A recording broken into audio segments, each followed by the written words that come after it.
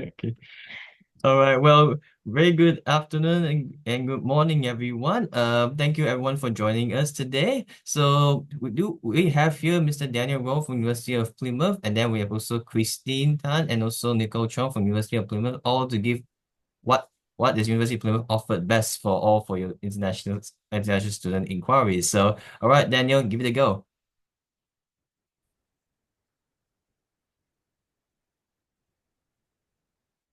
Mm. Daniel, you still there?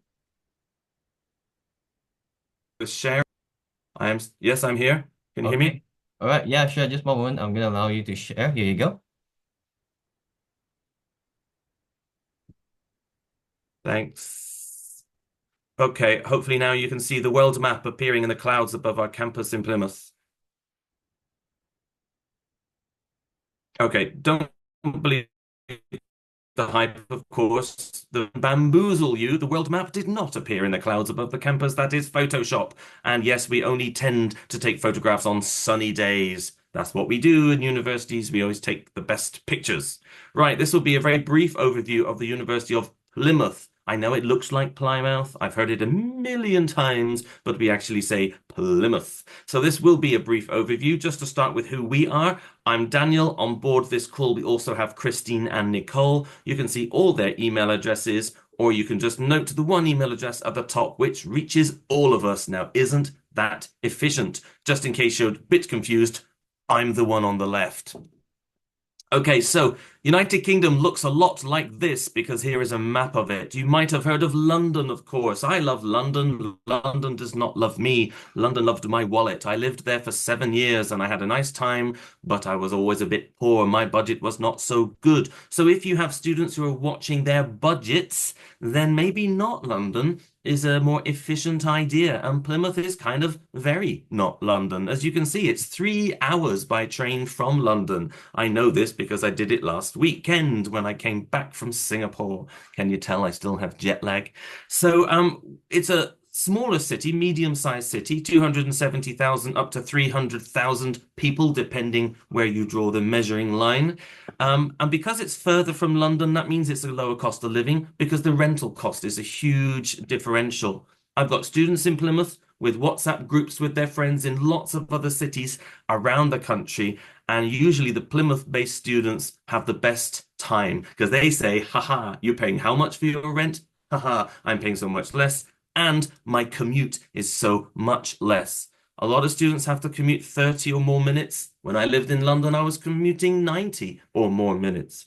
In Plymouth, students tend to commute maximum 15 minutes, more likely 10 or 5 minutes, and on foot. So the cost of living is even lower because, of course, walking is free.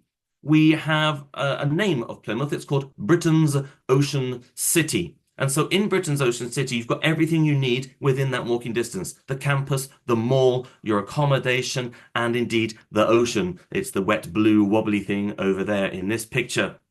And the campus is the orange bit over there. And I genuinely can walk to the ocean in my lunch break if I wish to. And in the summertime, me and one or two of my colleagues actually do that in our lunch break and go swimming in the sea. We really do. So it's that kind of oceanfront living that students and indeed staff really like about Plymouth. So accommodation is on campus or just across the street in our student village or just across the other street there in other accommodation. That's just opposite my office. And then the pink thing in the middle is the shopping mall. So it's about a 4 minute walk to the shopping mall. That's how easy it is in Plymouth. A few facts about the university now: 41 out of 121 Guardian. So overall, top half, top third, top five UK young university. In fact, top three now. Top 25 in the world, all the way back in 2021. We'll update that in another moment. But that's related to Times Higher Education Impact Rankings. And that's about sustainability. And yes, that's in the world.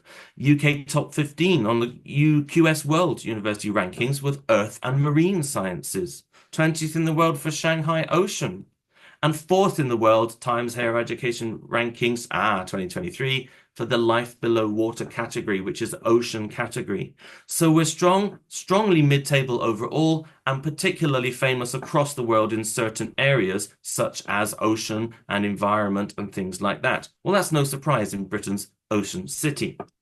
Now, we're quite a big university. We have about 19,000 students. So I'm not going to list all the subjects that we have because there's too many. We'll be here for 3 hours. So we'll just do broad subject areas here. Now, if you want to get more details, of course, our website will tell you. But basically, we have many kinds of design and art programs, most kinds of sciences, especially natural sciences and human sciences, most kinds of business, most kinds of engineering and computing, most kinds of humanities, most kinds of, in fact, all kinds of marine studies that you could ever imagine, and most kinds of performing arts, most kinds of healthcare. There really isn't that much that we don't offer. A small note here on this page, you might have noticed we have dentistry and medicine. We do, but we do not work with any agency for those two programs. It's simply because there are so many applications for so few places, so no agency involvement can be permitted. But biomedical science is another related field, of course, and that's fine for agent involvement. So there are not too many subjects that we don't offer, but let's zoom in on Southeast Asia just to give you a little bit more to think about. These are some of the popular programs we've had applications from in recent couple of years or so across Southeast Asia. By the way, currently the leaders for Plymouth in Southeast Asia in terms of student enrollment are Singapore and then Malaysia. And then after that, the other countries are represented on a more even but lower number base. So if you want to help challenge Singapore and Malaysia by bringing up the other countries, or indeed by boosting Singapore or Malaysia with more students from there, we don't mind. Let's see what you can do. So back to the subjects. Yes, popular subjects at Plymouth include architecture, a bachelor or master level. We're recognized in the Malaysian Board of Architects and the Singaporean one as well, plus, of course, around the world with the RIBA accreditation. Please note, a Master of Architecture is 2 years, which is unusual in the UK because most masters are 1 year. Many different kinds of business program, business, BSc, BA, many different subjects, but especially digital social media marketing master. Plymouth has been ranked this year as #1 in the UK for marketing, according to the Guardian Good University Guide. I'll say that again for dramatic effect, #1 in the UK for marketing. So perhaps that's quite a nice program to note, our digital and social media marketing master degree, of course, 1 year. We're super duper duper famous for maritime business across Southeast Asia, primarily again in Singapore, Malaysia, Thailand, Indonesia, but indeed anywhere, because shipping and supply chain are very big deals, as COVID has taught us, but also current conflicts in the world are teaching us that supply chains are very challenged at the moment. And Plymouth is super known. There are lots of graduates from bachelor degrees and master degrees working across the field in lots of different shipping companies, port authorities, and indeed government areas to work on logistics. Psychology is one of our biggest schools at Plymouth. Amongst our 19,000 students, almost 1,000 of those are just doing psychology. That's how big the psychology school is. So we have lots of fabulous facilities there, including 22 different psychology labs. Pretty cool. We've got lots of different engineering at Plymouth. The popular ones are mechanical engineering, civil or coastal. Again, there's that ocean connection, but also marine engineering and triple E electrical, electronic engineering, and indeed the combination of mechanical, electrical, and maybe computer science, which is robotics. Healthcare, I mentioned it earlier. We've got occupational therapy students applying, physio students, dietetics or nutrition. What's the difference? If you're not sure, we can talk about that later.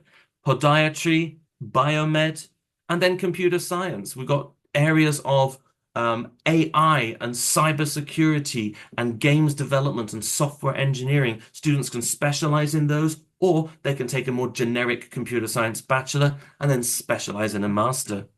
And finally, here's the ones that maybe Plymouth is most known for that you might have heard of: marine biology and related ocean sciences, and last but definitely not least, environmental science. So this is just a flavor of some of the popular programs for students from Southeast Asia. But we also get students for theatre. We also get students for interior design. We also get students for a variety of other stuff. So don't just stop with that list. A very brief thing here about the UK education system. I probably think you know this, so I'll be super fast. It's typically a 3-year bachelor degree unless you add a placement year. That becomes study, study, work, study. Of course, that might make a difference. It makes it longer, but it may be a good idea. Remember, we know most British master degrees are 1 year, with exceptions of a few things, such as the architecture I mentioned. And then, of course, we also add a year, so a 1+3, if a student needs what we call a year zero or indeed a foundation. So let's briefly look at that. We have our own foundation or pathway college. It's called University of Plymouth International College. You can see the logo top left. UPIC, UPIC, okay? They have a range of programs that fit our areas, of course. And you also have year zero, the foundation. But if you have a business student, for example, maybe they don't need a full extra year. Maybe they can do year one, international year one at UPIC, and then join the university after that and just do a 1+2 instead of a 1+3. That's quite efficient. Then we also offer pre-master at UPIC for students who are not quite ready to do their master degree direct. So the UPIC website is on the bottom right here, and we can share these links with you later. If you go on that website, it looks exactly like this. And I just want to show you this website just to highlight a few things. And the main word I want to say is same. What do you mean same, Daniel? You're just not making any sense. You're not making sense. You're talking to yourself. That's right. It's same what? Well, if you come to UPIC, you're in the same city. You're in Plymouth. Unlike other foundations, that could be tricky. You might have to relocate after your foundation. No, this is a Navitas partner, so you're in the same city. You've got the same campus, same facilities, of course. You've got the same lecturers and staff. You've got the same friends as a cohort to enjoy your journey with. You've got the same social clubs and activities to do. And of course, from your point of view and the student's point of view, it's the same application, just one application. You don't need to apply to UPIC and apply to the university. You just apply to UPIC, pass your foundation or your pathway, and just roll in to the university. And that means the same visa as well. So it's all pretty good, same stuff. But it's not the same YouTube channel. University of Plymouth International Office have a YouTube channel on the left and UPIC's one on the right. Please subscribe to mine.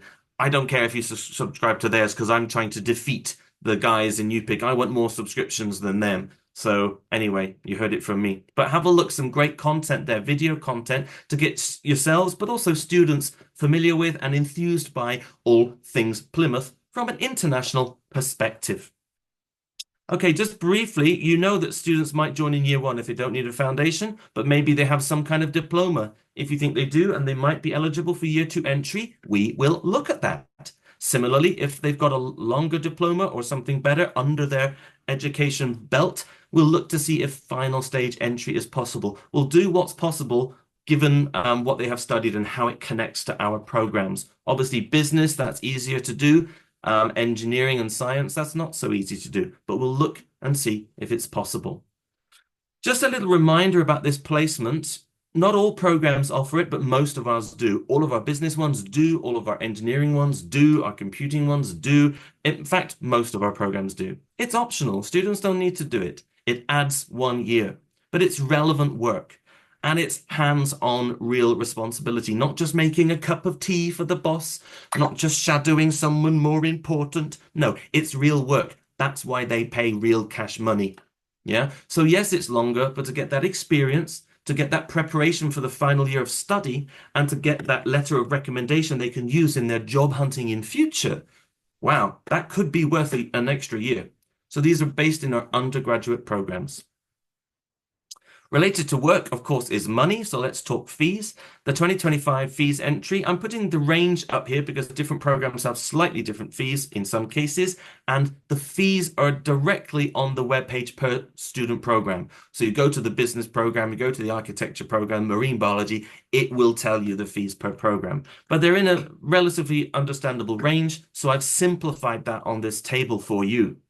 So undergraduate is in a range of 17,600 to 18,650. Of course, that's per year. Students can pay in installments. The first year they can pay in three installments, their deposit, and then half and half with the rest of the year's tuition per semester. Subsequent years, if they're doing undergrad, they can do two installments or three as long as the student funding team are aware of the timings. Postgraduate taught, which is master degrees, again, you can see the range there, 18,1 to 24, 20,4, not 24. And that's again per year, but of course, postgraduate taught is 1 year.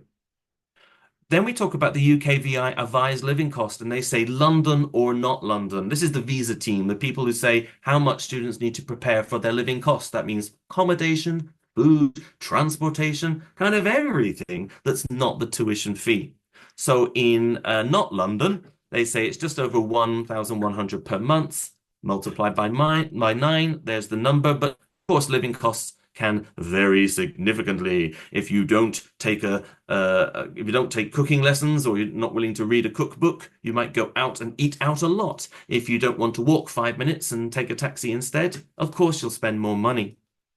So obviously, the not London fee is one thing, and the London fee is more. The UKVI say it's just 13,300 over for the year for living in London. That was difficult for me to live in many years ago when I lived there. I think now that would be really hard for me to do. But my students do tell me that in Plymouth, they find that this kind of figure, or indeed lower than this, is very comfortable. They don't feel it's hard to live in a city where it's so convenient and things are walking distance because they just save money by not spending on travel. Okay, connected to tuition fees, of course, is the next big question we have. What about scholarships? So at undergrad and indeed at postgrad, they're quite similar in the structure. We are reviewing and we might be changing them. If we do change them, they won't change for the negative. They'll only be slightly different or better still. So the smaller scholarships are what we call a 10% partnership scholarship. And some institutions around the world we have official links with for articulations, for example. And then if they can't get a different scholarship, then they would at least get a 10% tuition fee scholarship, recognizing that partnership. Then we've got some £2,000 scholarships. These are for academic strength, where a student has overachieved on our offer. For example, let's say we offered a student entry on 30 IB points, but the student achieved 32 or 33 IB points. We'll say, okay, congratulations, you've got an offer, and here's £2,000 scholarship just to recognize the fact that you overachieved on our offer. Then we have some bigger scholarships relating, for example, to psychology and other things. But again, these are connected to sometimes different programs. But the real headline maker is our International Academic Excellence Scholarship. Yes, big title, International Academic Excellence Scholarship. It's a big title because it's a big scholarship. It's 50% of the tuition fee. Now, for that, a student needs to be, as the title hints, international, yes, but also academically excellent. No surprise. So instead of like in that previous example, I said they might need to get 33 points instead of 30 points to get in. Well, not for this big scholarship. We would possibly consider them from 36 points or above, maybe. But it's a competitive scholarship.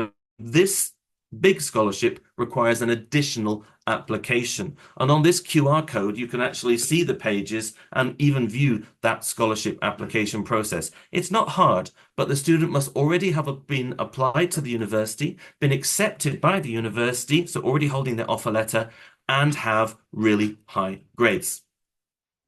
Now, a lot of students or agencies will ask, if a student gets a scholarship in the first year, is that it? Is that finished? Or can they get another scholarship later in their undergraduate program? Well, at Plymouth, it's a possibility that they can get additional scholarship, but it is connected to or contingent upon them continuing with excellent grades. So if they do really well in their first year, their scholarship can roll over to the second year, either in the same size of scholarship, if their grades are the same kind of grades, or if they drop a little bit, then the scholarship could drop a bit, but there could still be a scholarship. But of course, if the grades dropped a lot, the scholarship might end. So it's motivational, we hope, for students to understand, yep, we will reward academic excellence, but not only as you come in, but also as you keep going. So scholarships can be rolling. Looking at PG, this is the postgrad master degree scholarships. They're kind of the same. The proportions are the same. The numbers have changed a little bit if there's a slight differential in the tuition fees in the first place.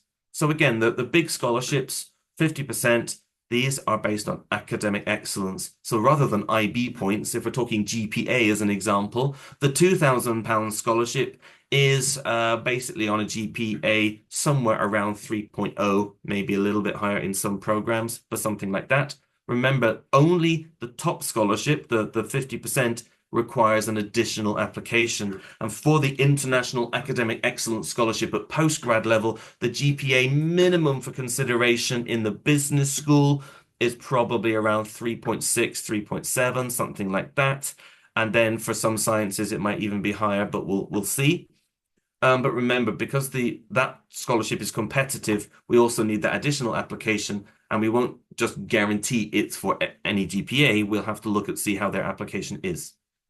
A lot of talk about scholarships, but I want to mention this because Southeast Asia, go us, is represented really well in our International Academic Excellence Scholarships Awards list. And every year we have a little awards ceremony and some drinks and food to celebrate and some photos to celebrate their award so that they can send pictures back to mum and dad. So Southeast Asia is really well represented amongst that group of students, but I'm not satisfied. I want more. I want more and more students from all your countries on this happy list because it's the best feeling in the world for me to be able to announce to a student they've got a really big scholarship. It's super fun. So help me find some more. Okay, application news, nothing too strange typically, although I will say that it is changing a little bit. But right now, it's going to be an application route which is direct or via UCAS. I should drop in the English language requirements because there's a lot of questions about that. It says IELTS here, UKVI version. We can accept the academic version, but there's a little bit of an issue if they don't score highly enough and if they need a pre-sessional, because the academic IELTS is not able to get the visa for the pre-sessional. However, we also now have pre-sessional, which is online instead of on campus. We have both. So technically, academic IELTS is okay because then if they don't score high enough, they can do our online pre-sessional and it gets around that visa question. But other tests too, such as Pearson, PTE, TOEFL, IBT. Sorry, we don't accept Duolingo. So there are other tests possible, such as IB English, IGCSE English, things like that.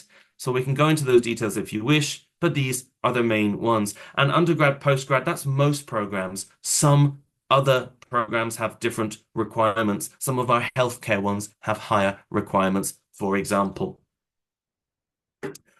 If your student is coming to UPick, then they have an entry minimum of 5.5. So it's a little bit different for UPick. Okay, I mentioned those pre-sessionals a few minutes ago. Here's an example of the 2024 one. I don't have the 2025 dates just yet. Little bit early, but you can see the durations and what IELTS requirements are needed and the costs for the pre-sessional that was on campus. And then similarly, this is just a flavor. Similarly, on the online option, there's a slightly different one because there's a longer option as well, depending if the students need that. And of course, they stay home for that one, and we just see them in September instead. So these will run online and on campus. Online is getting more popular.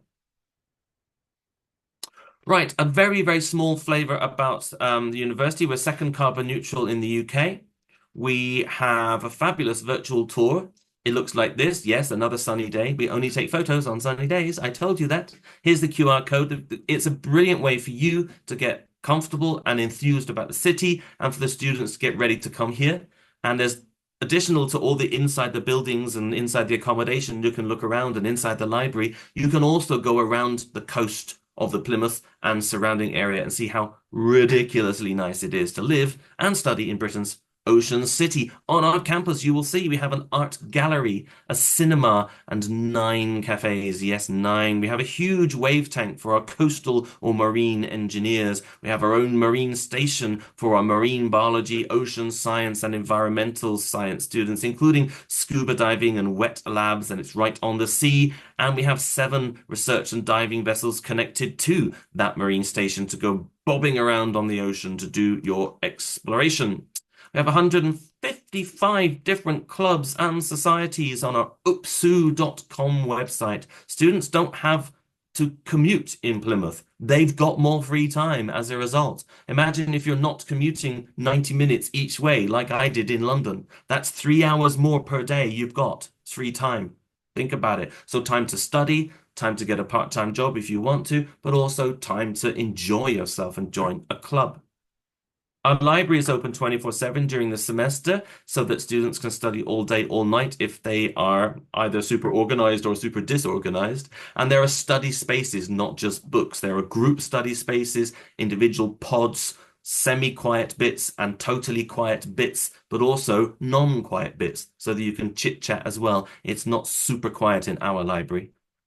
We have some great facilities such as our Bloomberg suite for our finance and accounting students to learn the money markets live, super clean and neat biomed and chem labs, not at all clean or neat, messy design labs or studios. I think this is interior design or product design, something like that. Always messy, but that's fine. They like it that way. Robotics labs with robots and humans. I'm not sure which is which in that photo, but there you go. We have labs for our healthcare students, such as the exercise, nutrition, and health in that program. I ask students to describe what Plymouth is like, and it's spacious, they say. Here are some examples words. It's spacious. There's room to breathe in Plymouth. It's convenient. Everything they need is in a short walking distance, and that means a very easy life. It's clean. They may be coming from cities with lots of traffic issues and lots of pollution in the air. As a result, we don't have those traffic issues and we don't have that pollution. It's good, clean sea air in Plymouth. It's calming. Yes, we're a busy university, 19,000 students. Yes, we're in the city centre of Plymouth. Our campus is right in the middle, but we are surrounded by green or beautiful blue-green spaces and vistas to get that balance. It's not one of those big, bustly cities. If they want a huge city, they probably don't want Plymouth. But if they want that nice balanced lifestyle, maybe that could work. We're super welcoming. We've got students from 120 different countries studying at Plymouth. We welcome you by picking you up at Heathrow Airport, bringing you to Plymouth, settling you into the UK and Plymouth and the university. We've got the doctor's surgery on campus, the bank on campus, and also so many right next to campus. Welcome tours, buddying you up with other international students and buddying you up with British students so you get that local flavour too. We're very proud of our ocean exploration history in Plymouth, and that's reflected in some of the historic buildings that look rather amazing that used to be supply buildings for the ocean exploration, but now they're just trendy, cool apartments and restaurants or cafes. And finally, this is the one word that many, many students describe Plymouth as special. They'll remember their time upon graduation that they spent in Plymouth, in Britain's Ocean City. They can smell the salt in the air. They can hear the seabirds calling. They can feel the wind on their face. But more importantly, it's the friends they make and the studies they do. Those will stay in your head and in your heart longer if you have a good place to study. Now, I haven't done a particular focus on application because we're just changing our application system, but I want to do a little bit about that. Whilst I just change presentation briefly, I want to see if there are any particular questions. So I'm just going to escape and stop sharing this one for a second. I haven't been seeing whether any questions are coming in. Christine or Nicole, have you noticed something that I forgot to say? Because I've not had my coffee this morning, can you believe? Whilst you think of that, I'm just going to just raise a couple of other slides to show you about application. Daniel, we have a questions from the agent. Uh-huh. Uh-huh. What's the So question? it said, does the university find work placement for students during the placement year, or do students have to find them themselves? Good question. So students don't have to do it all by themselves. We have a placement team, and the placement team's job, no surprise, is to help the students get ready for the placement And they will show the students what kind of placements we already have and what other options might be. But it's not a fixed list. It's not like a menu in a restaurant. We expect the student to bring something to the table, which is their motivation, their interest. And if they have a particular employer they're interested in applying to, we will look at whether that's a good idea that we together approach them. The important thing to remember, of course, is that whatever a student may be interested in doing, they still have to prove to the employer that they're a good worker, that they're going to be a good team member. And that's why these placements are such good preparation for real life in the future. In fact, it is real life. It's not a pretend job interview that they will go to. So with our support about CV preparation, researching for job hunting, getting ready for interview, that's our support, and support as to selecting who to apply to, so that the student will be ready, but they still have to go and do that interview. What a great life skill to practice whilst you're still at university. So the list tends to only grow as we add more to it. And there are super famous employers, from jet engines and F1 cars and leading banks and accounting firms, all the way through to more local and smaller industries, which sometimes actually give an even better placement experience. Because if you're in a smaller company, you tend to get more responsibility. So whichever way you look at it, there's great opportunities for the motivated students. And we always say, hey, students, don't think about it just in year 2, when next year is that placement. Start thinking about it in year 1. Speak to the final year student who did the placement, pick their brains, learn the secrets of their success, and be better prepared in year 1 and in year 2, so that the placement opportunity is more there for you and you'll get more from it too. So the couple of slides I just wanted to show is related to the application. I'll just reshare briefly. But this is all changing. So it's currently looking that undergrad applications you can apply via UCAS, or you can apply direct. Well, that's still true. That's not changing. If you apply via UCAS, it's ucas.com, of course. And then you email applications at Plymouth and CC one of us to let us know that the application is submitted. And ideally, if you can, put your agency name in the UCAS field so we know it's really tagged to yours. So we just want to make sure that the right people get tagged to an application early as possible. Some agencies like to do direct. Currently, our direct undergrad route is on our application form, but this is changing because our new student record system is coming online in a couple of weeks' time. So for now, if you wanted to do a direct application, we can email you the form. It's a typable document, so you type over it, you don't print it and write it. You type on it, and then again, you send it to applications at, and then you CC us. But don't send direct to us because we travel a lot, like a lot. So our inbox starts to go blink, blink, blink, blink, bigger, bigger, bigger. And if we see it 3 days late because you sent it only to us, well, that's a 3-day delay that you could avoid. If you send it direct to the admissions team on that email address and you CC us, that's perfect. Then they get it first. We know it's there. We can use our electronic elbow. If you send it only to us, after 3 days I see it, the first thing I have to do is forward it to the admissions team. So put it to them direct, let us know. In due course, in a few weeks' time, we'll be giving you an update related to undergrad applications and how it will be a little bit different and a little bit better under our new system. It will be a bit faster, but a lot of agents are a bit nervous about UCAS. I wouldn't be. I genuinely think UCAS is very helpful. It's very efficient. So if you've got multiple universities you're applying to, remember your student can apply to 5 maximum, then UCAS is a very efficient way of doing it. We don't mind which route you do, but if you're doing multiples, UCAS is efficient. If it's postgraduate, currently we have our online form or the other form, which is the same form as I mentioned for undergrad. The online form is faster because you can upload your documents and you can still mark it as us. You can still tag it to yourselves, and that will save you time. But some agencies prefer the direct form. But again, this will change a little bit when our new system is operational. For now, go with this. If at the point you have an application and you're not sure what to do, let us know at that time and we will guide you as to which might be the best route for you. But that's fine. Between myself, Christine, and Nicole, you have the dream team to help guide you. We'll make sure you get the advice that you need at the appropriate time. But for now, it's this. Right. Were there other questions? Right. Thank you, Daniel. All right. We do have one question here. Like, what happens with the cost in the placement year program? I think, Excellent question. Yeah. So typically, a student comes in on their bachelor's degree on their 3-year program, therefore their 3-year CAS, their 3-year visa. And this is why we put the placement sort of in the middle in a sort of a sandwich, because that way you can extend the visa. So what you do is you come in on your 3-year program. In your first year, you study, second year, you study, and you apply for your work placement. And you succeed in your job interview, which most of our students do. They get the placement. At that point in the second year, they go to our international visa advice team on campus, and they will help them to extend their visa because you have to extend it in the second year. If you go away and do your placement with no visa extension, you've got trouble because at the end of that, your visa's run out, and then that will be a headache or worse.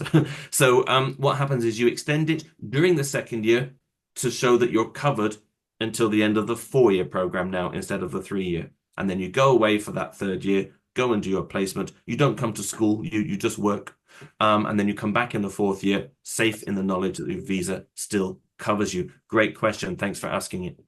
thank you so much, Daniel. Actually, speaking of placement, I could not help but wonder about the placement because like are they technically like paid, like paid placement or I mean because gonna work for 1 year for like a Hmm. year round, so and they need to Yeah, they're earn paid. money. Yeah, they're paid, right? Yeah, yeah, Yeah. definitely. Students don't do it just for love. There are rare occasions where unpaid placements have happened in the past, but they've been really rare.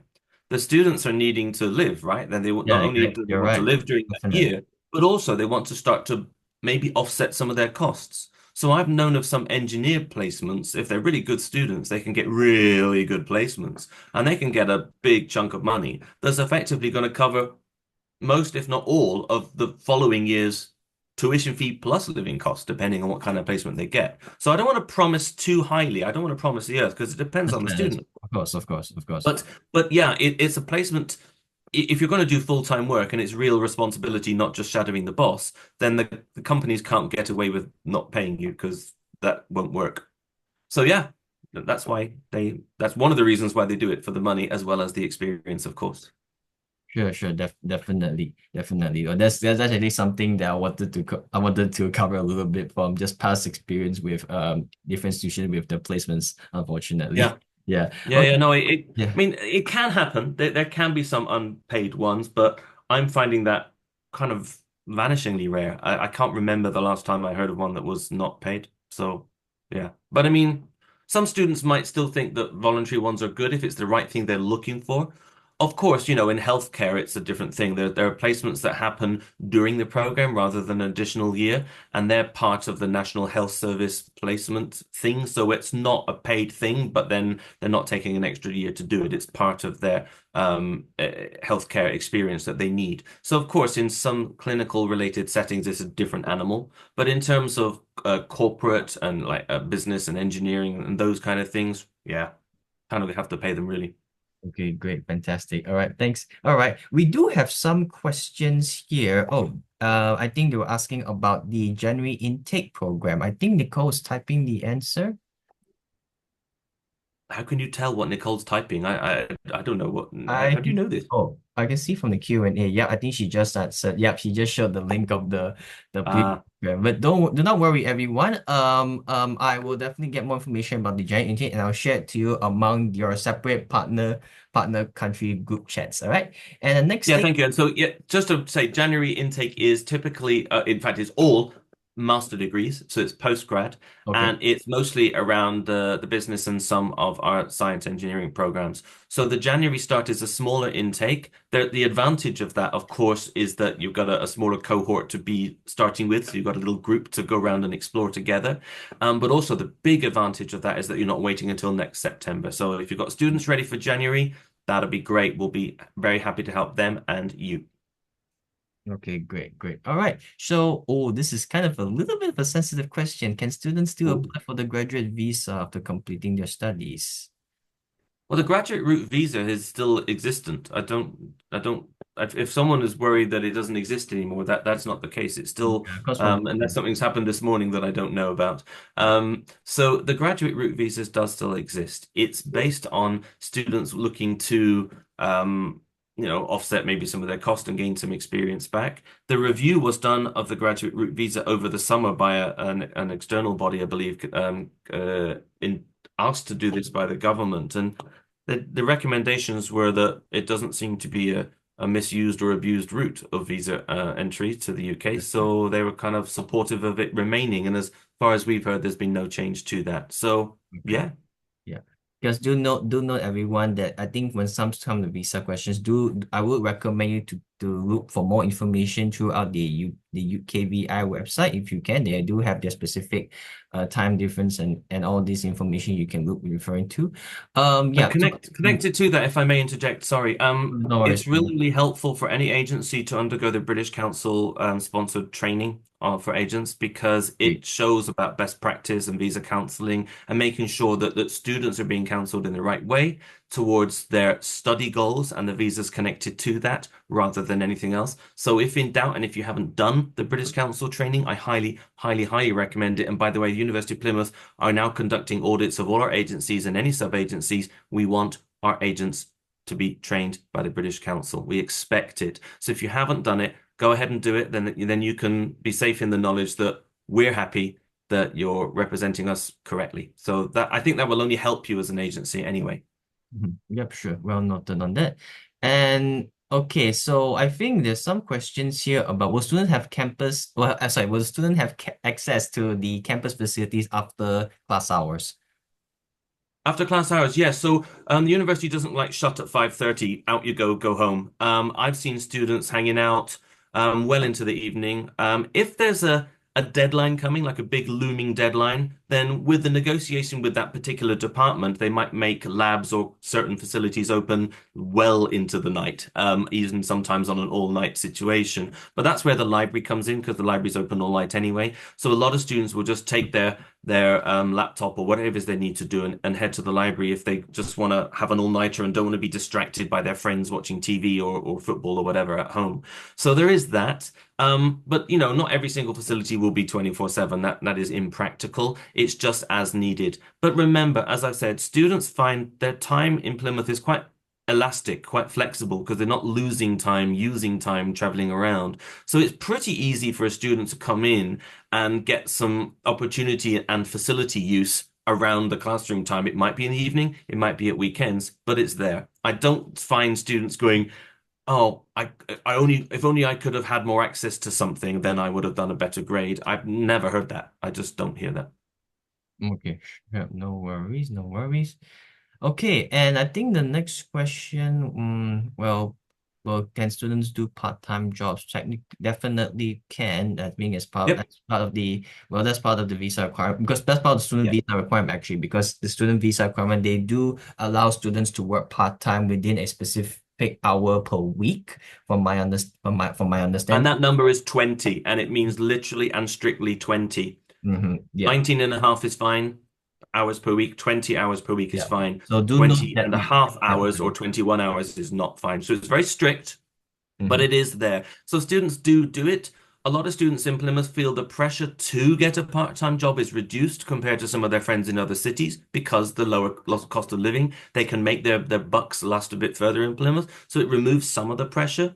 But still, there are students, of course. I've got students from various countries, including the Southeast Asia countries. They might work on the university convenience store on campus or in the library or in other cafes on campus. But the shopping mall is 4 minutes walk away, and there's hotels and restaurants around the seafront and the city centre. These are common places where students would work, and there's other employers too. Again, I don't want a student to be focused too much on that, especially not in their first semester. They've got to arrive, they've got to settle in, they've got to learn how much free time they really have between their mhm, classes and their project work. So maybe towards the very end of the first semester, maybe then they can start to realize, okay, I've got this much time. I think I want a job. Okay, now I'll look. And of course, our careers department give advice and support on part-time job hunting, not just after graduating job hunting. Noted, noted. Okay, and then another question here: How long does students usually wait to hear back about the visa extension at the end of year two? I think it's referring to the students if for 3-year batch students who wants to go for a placement. I What? don't have a time frame as to how long it takes. I could try and find out. I've never heard it to be a problem because what they're doing is they're doing their visa extension in the second term of year two, so before the summer break. And then they would start their placement either in the summertime or in September. So typically speaking, they've got a really long window in which to do that application. But in terms of exactly how long it takes, it might depend on how quickly the students put their application to extend it together and what documents they might need to take. It shouldn't be very long. I don't have a number. I can look into it and email that to you. I've never had that question before. But again, I've never heard of a problem of that. The Yeah. problems for students arriving in time to start their degree with their visas, usually because they get their results in the summertime, then that has to all be processed, then they have to pay the deposit and that has to be processed, then they have to do the visa application at the same time when everyone in the country is doing the same visa application. These are all bottleneck situations. It puts the pressure on the visa application. If you're doing that earlier because you're doing it from the UK in Plymouth in let's say May, that takes that pressure cooker situation is gone. Those factors are gone. So I don't see it being a problem at all, as long as they don't do it late. All right, sure. Definitely. Next one is how many intakes a year? I would mention maybe it's January and September. I mean Yeah, January. so September is the big one, and that's for all of our undergraduate programs and all of our master programs. Some of our master programs, as Nicole has put the link through, show a January intake. If you have students wanting to join us at a different time, then we would look at UPIC because UPIC have 3 intakes per year. Not all programs have all intakes, but that's worth noting. So if you had a student wanting to join us in May, can via UPIC. Obviously, it depends whether they need a foundation or not. Great, no worries.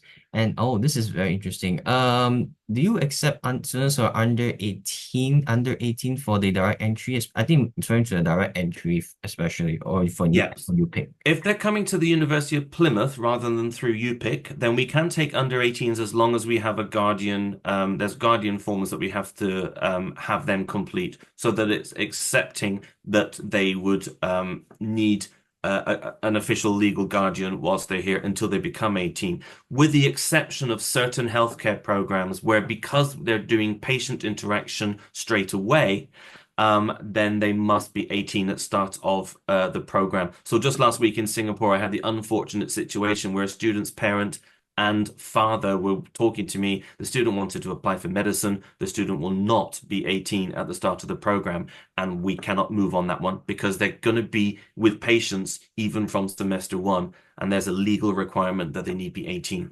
So yes, 17 is okay if they're going to be 18 in their first year for the other subjects, but we just need to do the guardianship paperwork. So Mm. it's a bit more work to be done, but it can be done. All right, great, Like definitely. last question, because I've got another meeting in two and a half Of minutes. course, of course. Well, last one here, I think. Okay, I do have a focus on English. Yeah. Okay. I do apologize when it comes to visa questions, but I think this one's going to be more related. Does Plymouth still accept students with visa history refusals?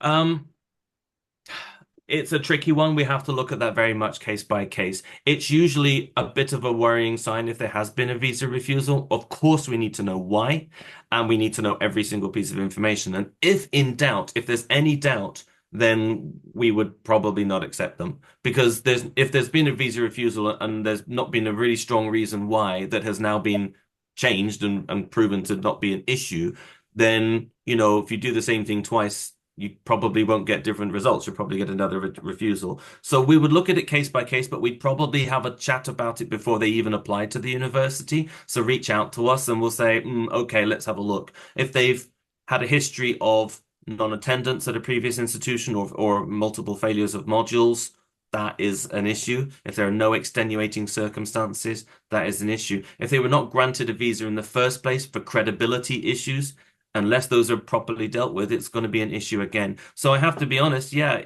we're looking after our our visa status is very important to us, of course. And so we will look at the students as best we can.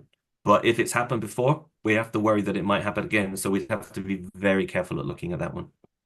Okay, great, fantastic. Thank you so much for your time, Daniel. And I'm so do apologize, everyone. If Let's you not end guys on a bad note. Give me a better question to end on. Well, I think this one has one more question here. I think this is also a short course experience. How to say? Let's say if placement and good grades help with the visa extension success. I think this is more for placement students as well. What kind of success rate? What's the success rate of which? Sorry, I couldn't understand the Sorry question. about that. I mean, just based on your experience, Daniel, like what kind of success rate for placement you students have for visa extensions? Like, does placement and good grades? Oh, yeah. So if they're applying for the placement, they are essentially extending their visa because of a good thing, because they've done well enough that you students who are not doing well in their program are not going to get a placement, frankly. Probably they won't even be recommended to go for it because they need to focus on their studies, and probably they're not doing well academically. They might not get through an application job very well and get the placement. So the reality tends to be that those students who go for the placement are good enough to go for it, and therefore they will get it. If they get the placement and they do the visa application, extension application correctly, which is about submitting their documentation, showing that they're financially prepared, just like they do when they do their visa regular application, there shouldn't be an issue. Mm, It would be weird if they didn't succeed if they do everything right, and that's why we have our visa team to advise them. So exactly. I've not heard of students applying for that extension and not getting it if they've done what they're supposed to do. So yeah, it shouldn't be an issue That really. is It's more that's the yeah, exact it's more case. about And actually once they being a good secure student placement, and yeah, getting the placement it makes first. more sense Be the because good once again, student. good student Yeah. placement, good student Yeah. placement, then followed by definitely with a successful visa extension. And Definitely. remember what that is. It's a visa extension in order to boost your studies by work experience. It's not a magic sneaky visa to stay in the UK longer. It's a visa related to the program. So it shouldn't be an issue as long as they do it all right. Great. Definitely, definitely. Well, thank you so much for your time, Mr. Daniel. Thank you so. This is actually very, very insightful information. I think we've been talking a lot more about the placement opportunity, which is actually very insightful. It's very important for all international students these days. Definitely, they want to have the experience of not just their home country, but the experience overseas as well. But Cool. yeah, definitely. Thank you so much for your attendance, everyone, and your excellent questions, keeping me on my toes on a what day is it today? Wednesday morning. I don't even know what day it is. Welcome to the world of jet lag. Right, we must dash off to another meeting now. So with the huge apologies, we're going to sign off. But any further questions, you know how to reach us, and we will be happy to answer your questions further. Okay, great. Thank you everyone. Thank you so much for coming. Thank you. Thank Thank you. you. Uh, Bye bye. Talk soon, guys. Bye.